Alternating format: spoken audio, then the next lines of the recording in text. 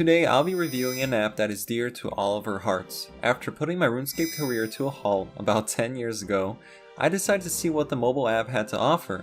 And about 10 minutes later, I was totally hooked, especially because of how well it ended up working for mobile. But if you're totally new to this game, I would still give it a chance, just like all of us did 10 to 15 years ago.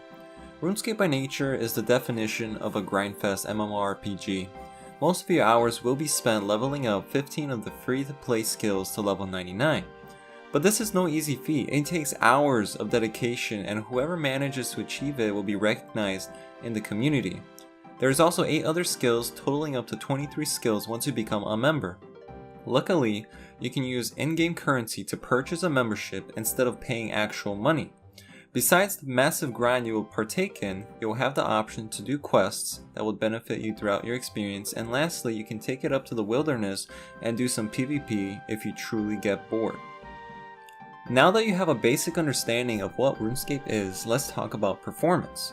I look for several specific things that determine whether the game is performing well and is stable. The first thing is how fast I can log into the game and start playing. 10 years ago, loading screens and transitions took quite a while. I believe this was due to hardware, internet, and the servers that were used to keep the game running. This time around, everything was a lot smoother. Logging in used to be an issue, but now the game is up and running within a few seconds. And what's amazing is your username is saved and you can log in with the push of a button.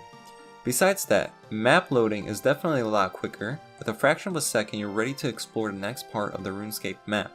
A big issue in the past was load time with the world map. It used to take minutes, but now only takes seconds, and that was quite important to me, especially because I didn't know where anything was in this huge world. I was a little nervous coming into this game because I wasn't sure how they would fit so many controls and make them feel smooth and forgiving.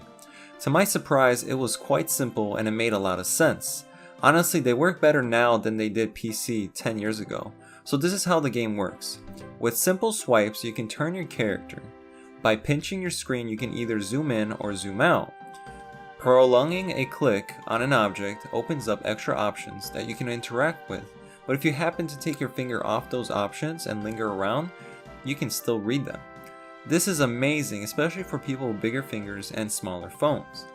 Also, the social text options are at the top instead of the bottom of your screen, and you can hide them to increase your field of view. Typically, huge communities for any game has its fair share of toxic players, but this time around it felt a little different about the people I ran into. I met more mature players in their 20s who were playing this game again because of mobile, just like I am. Players were in fact nicer and more generous because I would receive free items from random people, which never happened before. And I also noticed less bots were playing, which made my experience better and easier, especially when trying to level up in certain areas knowing it had bots. I think this game is unique and nostalgic because it was one of the first MMORPGs out there. The graphics may not be the best, but what the game has to offer should not be passed up on. I'm happy this game is running with a strong community, and I hope it still runs 10 years from now.